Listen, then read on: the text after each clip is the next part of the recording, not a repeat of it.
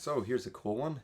So it says the rigid bar EFG supported by the truss system determine the cross-sectional area of member AE for which the normal stress, so we know that the normal stress is this symbol, is equal to 15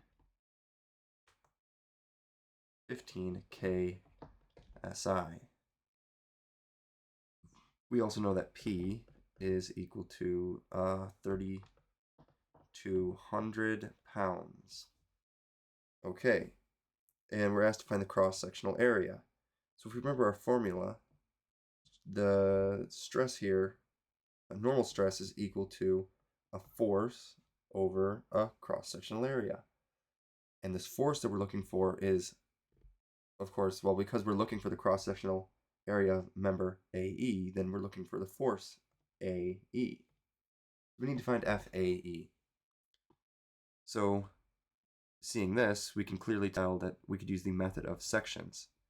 So we're going to have an AY and an AX, and we're also going to have a DY and a DX. And then all the way out here. Okay. Of course, there's also this triangle part of the structure, but I'm going to stop it here. All the way out here, we have force, I'm going to do it right here, force P, which we know is equal to 3,200 pounds. So, well, what can we do? Well, we can take right here we can take the moments about A, which draws this imaginary line. Anything that crosses this imaginary line, we don't have to solve. It's not going to be on our moment equation. So that means dy, because it's pointed directly through this line, won't be, ay won't be, and ax won't be. Now dx will never cross that line, and neither will p. So these two are what we need to solve. So the sum of the moments about A are going to be, let's see, P causes a clockwise motion, so it's going to be negative, and we know that P is equal to 3,200, but first we have to do distance. What's the distance between P? It's going to be 4, 8. This is going to be negative 8 times 3,200 minus R cross F. Now we're going to do minus because we look at AX. AX is going to rotate, of course, also clockwise. So AX is going to be minus. It's going to be minus AX, which we don't have any value for. Or first R. Let's see, AX is going to be 3.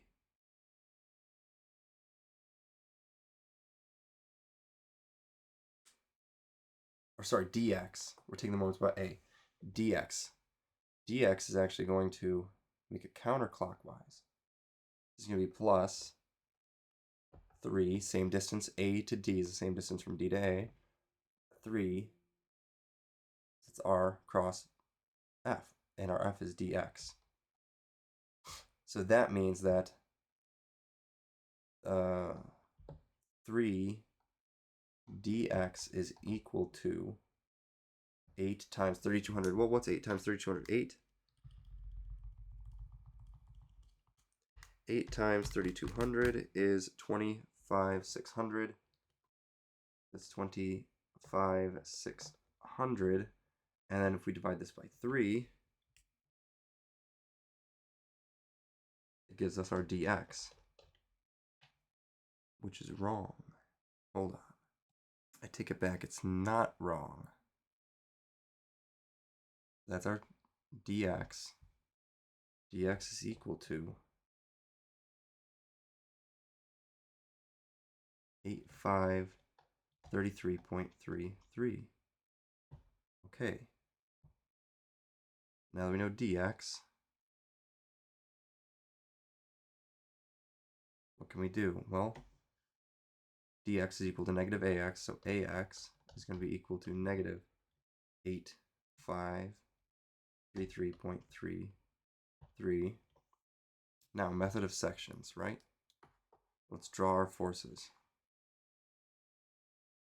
So we're going to have F, DE. We're going to have F, A, B, and we're going to have F, FAE. And this is the force we want to learn more about. Now FAE is at this angle, which is theta, and if you look, it goes down 3 and over 4. So down 3 over 4, and here it is, this is theta.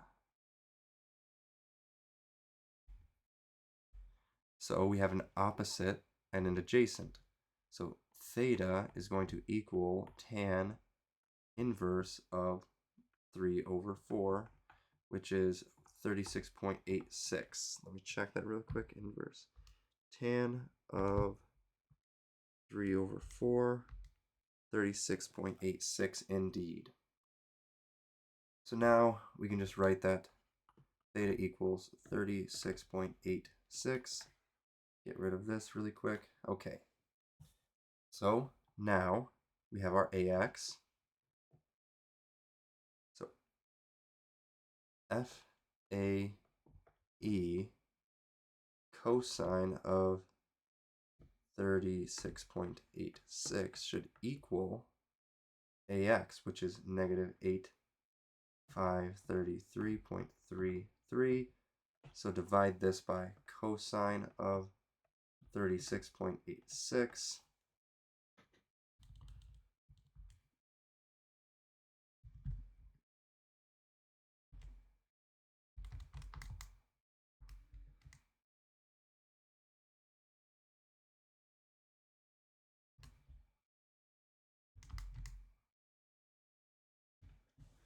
That means that FAE is equal to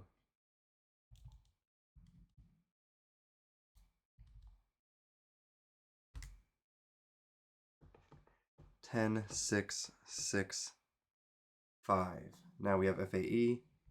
We can do this over area. So if we take this and then we divide that by our 15 KSI, then we get the shear force is again equal to 711.01, which is not true. Aha, I understand. So, indeed, FAE, well, here's the thing. It won't equal AX. It'll be AX plus FAB or minus FAB. FAB is also going here. We should go up and down because nothing else in this diagram is going up and down. So, what we should have is FAE sine of 36.86 is equal to the only other force down, which is P, or would be opposing that. So negative equals 3,200. Now if we divide this by sine of 36.86, and we negate that also, then we should get that FAE is equal to this.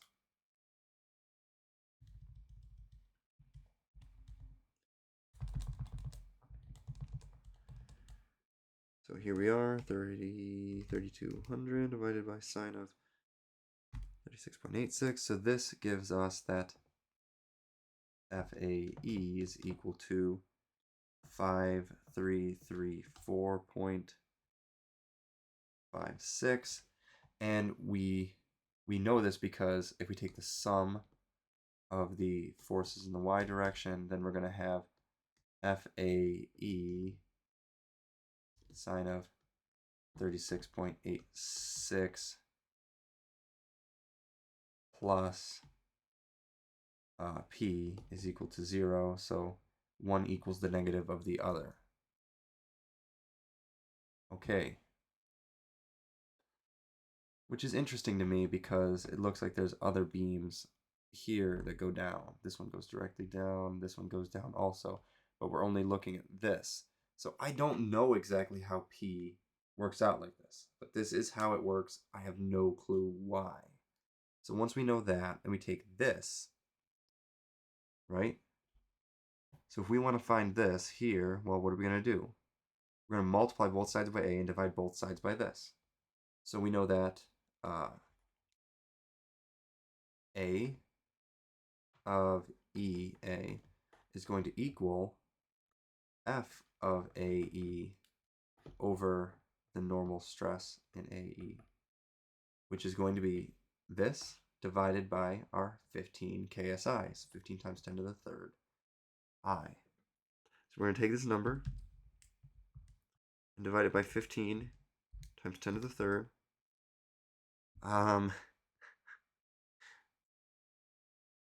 Which is still not right. It's still not right.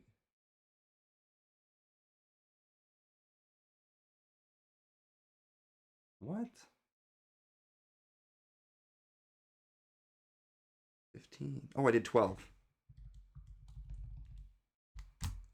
There it is. It's right. So now we have that our A of, I guess I could say AE.